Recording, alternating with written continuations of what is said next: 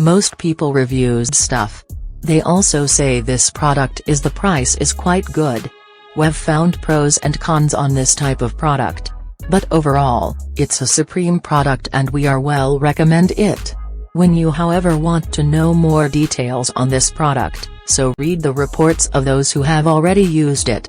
Visit the product detail link in description for an item you wish to buy. Tap add to cart. When you've finished adding items to your cart, tap the shopping cart icon. If you need to edit the items in your cart, tap save for later or delete next to the item in the cart. Tap proceed to checkout and follow the on-screen instructions. Review your order information and tap place your order to complete your purchase. You'll see an order confirmation screen when your purchase has been completed.